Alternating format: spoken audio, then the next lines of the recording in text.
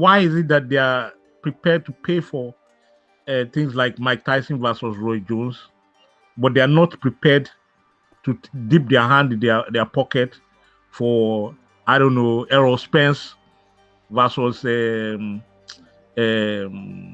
Terence Crawford, for instance? Who says so? No, I mean, listen, think about it. In the last year, out of all the pay-per-views that have been done, the only pay-per-views that have clocked the $1 million mark, $1 million buy mark, are celebrity boxing matches.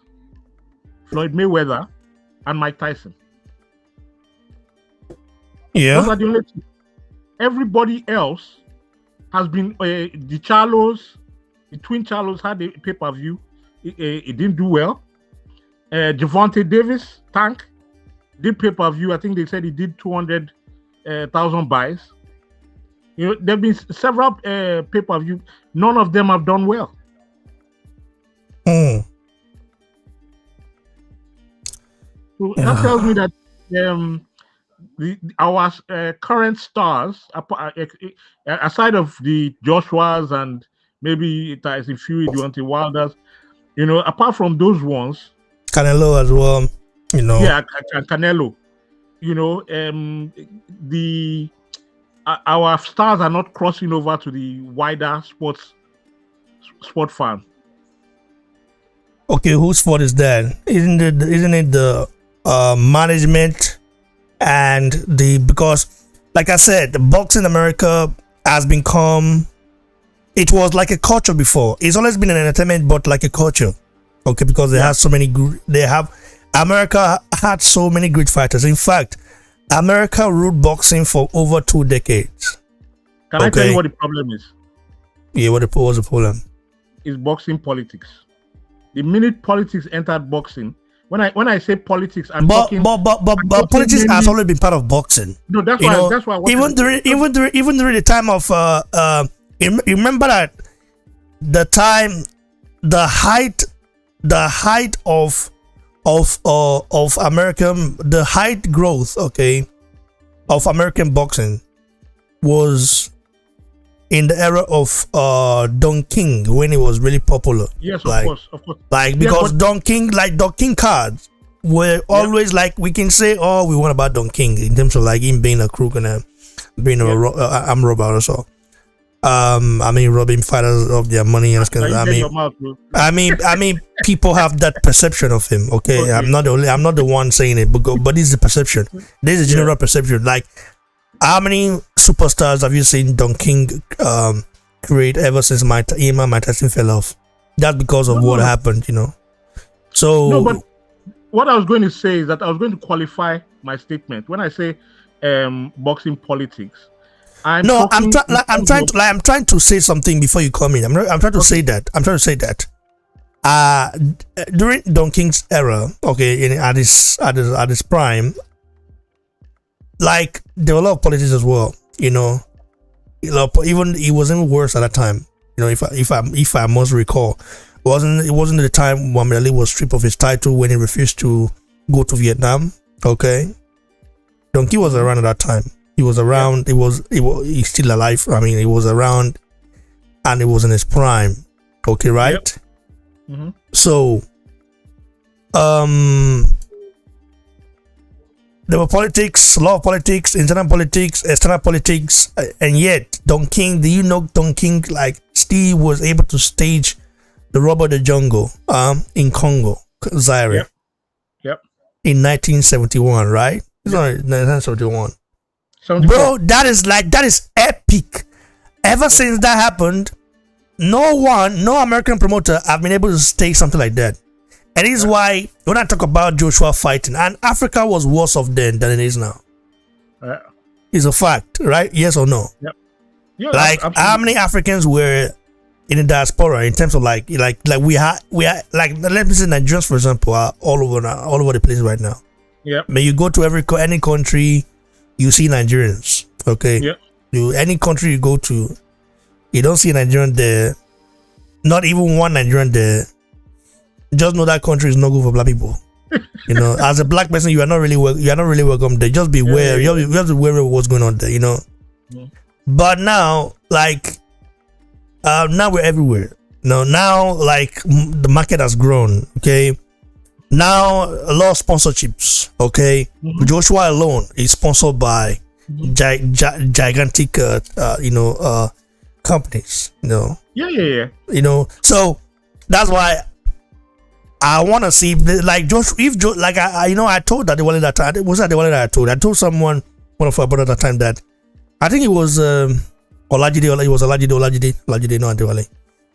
I said, if Joshua at this time doesn't fight in Nigeria before he retires, or in Africa, like to stay to do like a big fight, it will be a letdown. Yep, I agree. A big letdown, because he's like the only one we kind of have that can bring a lot of highs like Muhammad Ali brought, you know, because Muhammad Ali was a Pan-African at heart. Yeah. A lot of the Americans, let's say the African Americans after Ali, they were not Pan-Africans. Okay. They didn't give a toss about Africa. They still don't give it. A lot of them still don't give a toss about Africa, other than Deontay Wilder now. Okay. Now Deontay Wilder is giving me that vibe again. That, you know, this is why once he confirmed that he's a Nigerian, and the way he was trying to say, I will go to Nigeria and explore, you know. I don't believe him, bro. You don't believe him, but he was saying it. Okay.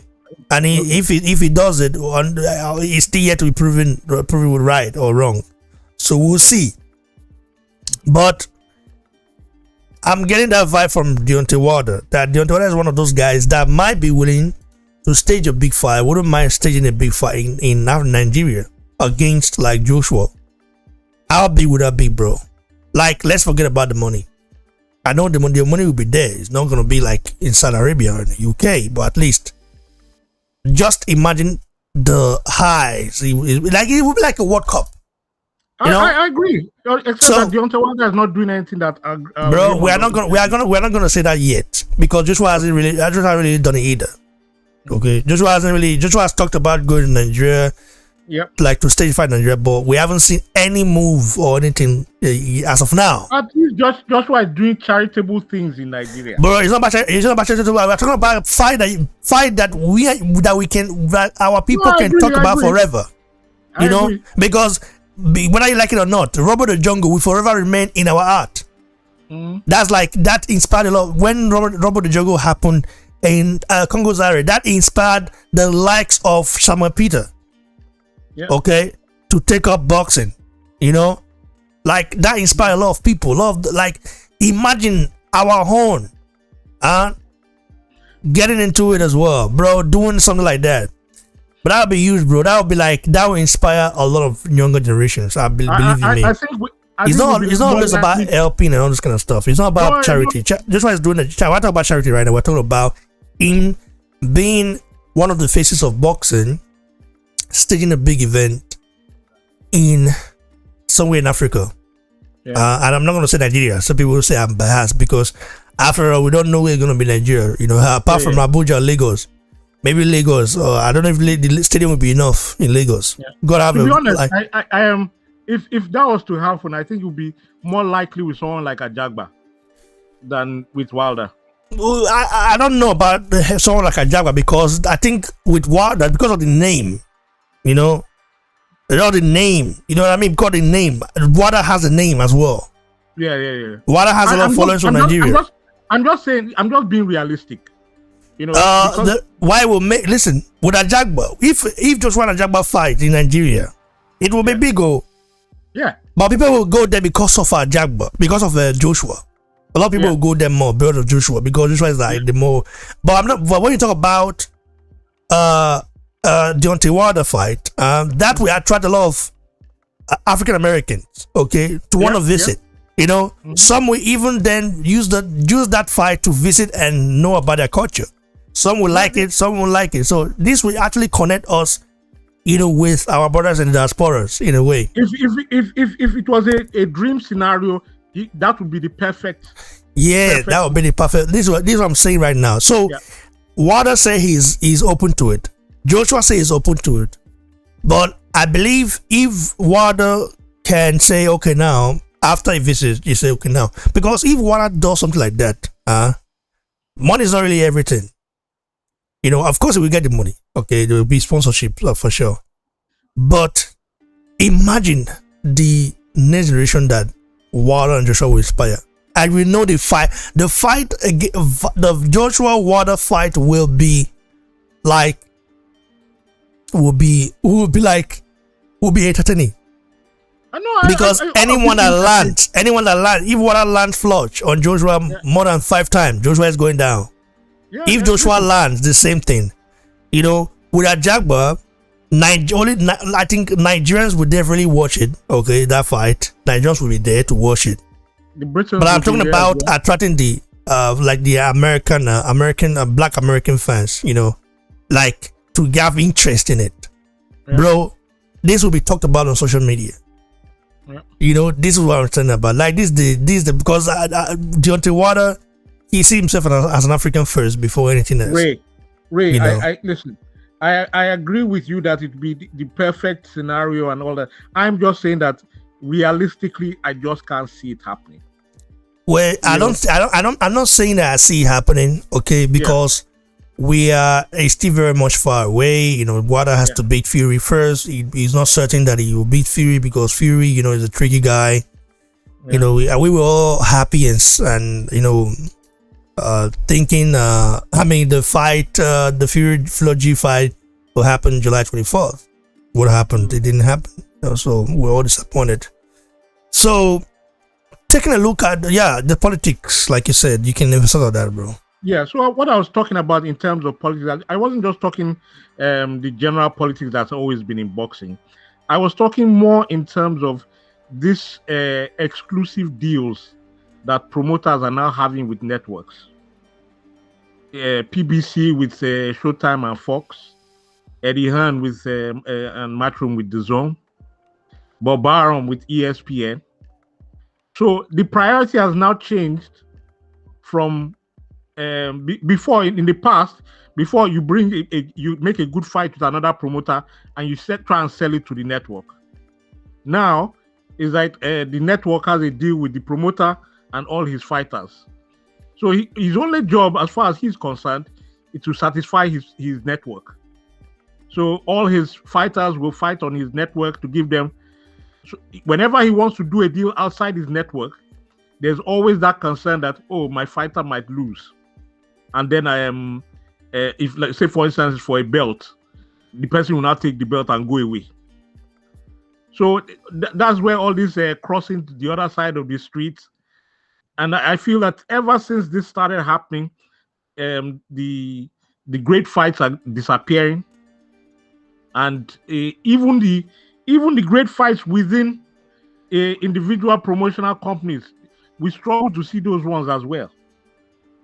It's just a very tiring thing. So when you see Mayweather fighting Logan Paul, or as much as a mismatch as it is, it crosses the boxing barrier and goes into the general public who just want to be entertained.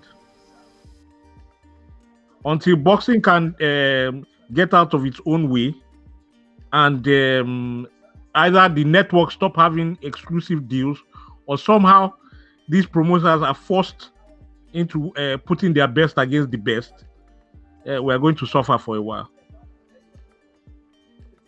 Thanks, brother. I appreciate it, bro. So let me ask you this question right here. Ajagba and Joshua. Joshua, remember he saved the heavyweight division before. Yep. When he came into the scene, he took over. But you can even say British boxing. Really, I would say heavyweight division, bro, because people began to have more interest in the heavyweight division. Okay. After the emergence of Anthony Joshua. Okay, yep. Especially in 2015, that December fight in December when he fought Dillian the Presidential White. Now, Joshua Now the heavyweight division right now is at a shaky point right now. We have Lamar Odom fighting a legendary Riddick Bowe. We have David Haye coming back to fight his best friend Fournier. We have Mike Tyson possibly fighting next in October, so I don't know. We have Evander Holyfield as well. Was going to fight this year as well. He's in shape, by the way. Yeah, I'm not sure if that one is penciled in, but bro, I know he wanted to fight as well. I would say Efe Ajagba and Anthony Joshua save boxing. I mean, Joshua did it again. Did it before. We think he can do it again. But let's say both together. Do you think they can save boxing? I think you might probably need to add Wilder into that equation. Why so? Because okay, let's say like the three now: Ajagba, Wilder, and Joshua. Yeah. Can they save boxing in your opinion? I think so, especially if they both all three. And how do they do it? Well, again, the real problem right now is that the heavyweight division is at a standstill. Because everybody was dying for this undisputed that did not happen. It's been talking about undisputed for about 2.5, 3 years now. That hasn't happened. So people are getting tired of it. However, both Joshua, Wilder, and Ajagba are in very compelling fights. Even though they are not the fights we wanted, there are certainly fights that we are happy to see. If Joshua has a great fight with Usyk, they have already sold out 65,000 seats. Well, I know he's going to do well on UK pay-per-view. And if Wilder can manage to get through Tyson Fury, and Ajagba has a stunning performance against Frank Sanchez, all of a sudden, the heavyweight division will be on everybody's lips in the space of a month or so. Okay, thanks a lot. Wilder, our brother. Okay. Yeah. Now your brother, not my brother. Where's my brother, bro? My brother he's Nigerian, bro. I have to accept him. Wilder is even better than some Nigerians. Some Nigerians who are very wicked-minded. I know them very well. Oh. I've met them before. Who have wicked souls and wicked heart. Who can actually kill you with in a space of few minutes, or because of jealousy. I know that for sure. Yeah. So Wilder is better than those ones. So a different aspect of Wilder is my brother, for sure. Now, Deontay Bronze Baba Wilder from the Great Britain Empire. Yeah. Do you think if Wilder were to beat Fury, what do you think he does next? I would think that if he does beat Fury, provided, because I hear Dillian Whyte is suing the WBC currently about his mandatory position. So depending on what happens with that, there's a very strong possibility that the WBC might insist that whoever wins Fury Wilder has to face Dillian Whyte. So that is a strong possibility. But if that doesn't happen, I would think that somehow Joshua and Wilder will get made early part of 2022. Okay, so talking about our brother Efe Ajagba as well. Mm-hmm. When he beats Frank Sanchez, what do you think happens next? He becomes automatically a contender. People would have to start mentioning his name whenever they talk about Joe Joyce, whenever they are talking about guys like Andy Ruiz, guys like what's his name, Luis Ortiz. You'd have to start mentioning his name as well. So that Because puts Ajagba in a great position. exactly. But have you heard though that Andrews Jr. versus Charles Martin is happening?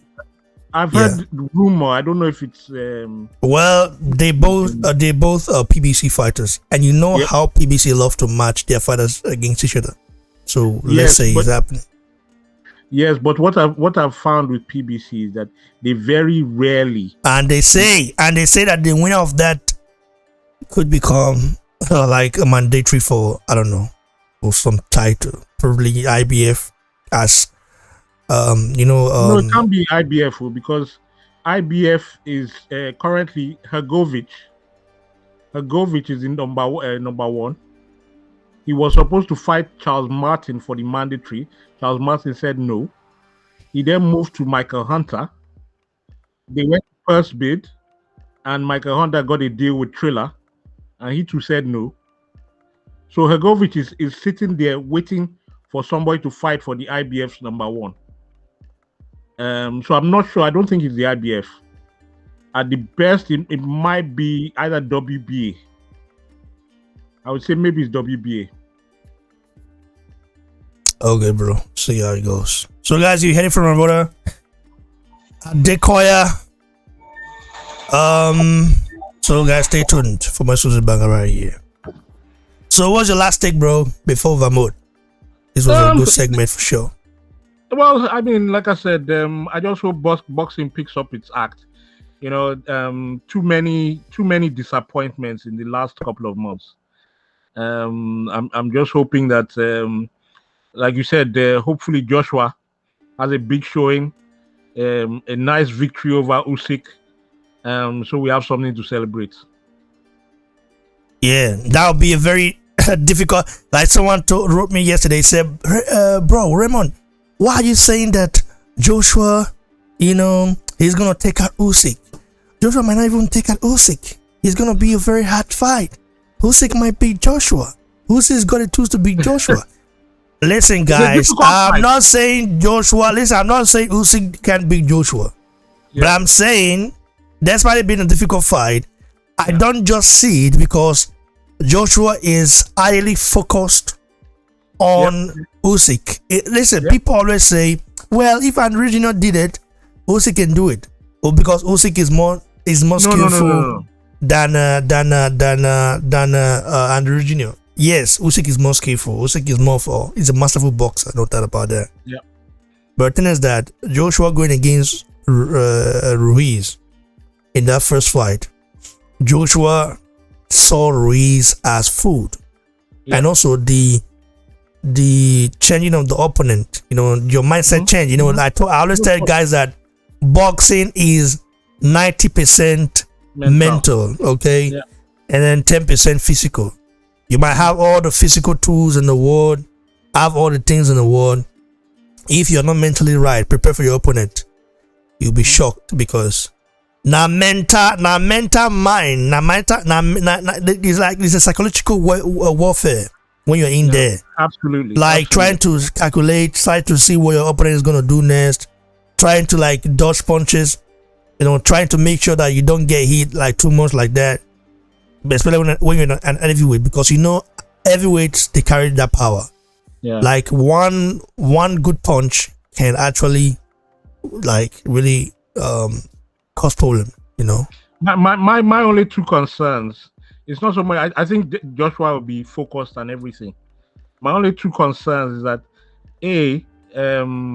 Joshua has only fought one southpaw in his professional career. So I'm not sure. Now, he did well against Charles Martin, but that's the only southpaw he's ever fought. The second thing is that this guy brought in Lomachenko's dad specifically for the tactics for this fight, and he doesn't know how to lose. So Joshua is going to have to teach him how to lose. So those are my only concerns about it. I mean, I still make Joshua a strong favorite. People also say, well, he beat Joe Joyce in amateur. That was like 3 rounds, right? Yeah. I mean, No, no, it was 6 rounds. 6 rounds. Really? 6 rounds? WBSS. Really? 6 rounds? I thought 3 rounds. It wasn't amateur. It was like sort of like semi professional. Pro. Yeah, semi Yeah. professional. Mm. Oh, okay. So 6 rounds. Yeah. So he went 6 rounds with Joe Joyce, and Joe Joyce didn't knock him down. No. Interesting. I have to go reward that stuff again. Joe Joyce was just coming out of amateurs there, no. So he wasn't a proper pro at the time. Well, Joe Joyce hasn't really changed in style though. You know, like, but he's bigger now. Yeah, he might be bigger, but he hasn't changed. His fight is almost the same way, bro. Yeah. Like if you look at Joshua from the amateurs till now, you see, like, you can see a vast difference in the way he throws punches, how calculative he is, you know, how he's grown, how he's developed as a fighter, his skill set. You can see everything. In Joe Joyce one, you hardly notice it. He's there. Skill set, yes, but you can tell that his ring IQ has improved. Yeah, it is. I'm saying, like, his ring IQ has improved, but I'm talking about the skill set, because in his fight against Dubois, he did implement something there, which is like movement and also his jab. You know, exactly. We didn't see it in the last fight. So his last fight, like, all went away in a way. I don't know what happened. Because he wasn't as scared of the guy now. Well, the guy, Takam, the whole Takam would have had him in trouble, in big trouble. You know, so like, that's the thing. But still, Joshua should have taken that guy serious. You know, Takam still has the power to hurt you, to hurt anyone. Yeah, and Joshua was getting tagged all the time. So I didn't like that. I wasn't like pleased seeing that. Yeah. You know, because the problem he had, once you're learning something, once you're learning a particular skill set, you have to stick to it no matter who you're fighting. You know, so that I feel like that movement, I didn't see it, bro. I was disappointed. Yeah. I'll tell you that. The only pass I'll give him is because this was his first fight after Dubois, and he was getting a lot of press in the UK. You know, he came out with the juggernaut shoot, but everybody expected him to beat Takam. So I think there was a lot of pressure on him to look good, to stop Takam faster than Joshua and all these people that fought Takam. So I think in his next fight, he will look better than that. Hopefully, bro. So, guys, you heard it from my brother Adekoya.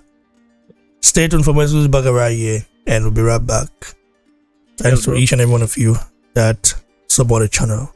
God bless you. Shout out to the people on the live chat. Shout out to Lucan. That's why you talk. You know, Lucan talk a lot of BS sometimes. This guy. But I'm not gonna read anything now, because this guy sometimes is so funny the way he talks. Shout out to Smith Santos. Shout out to TD Jack, and to Lucan. Shout out to you all. God bless you all watching. Stay tuned for my about right here. Cheers.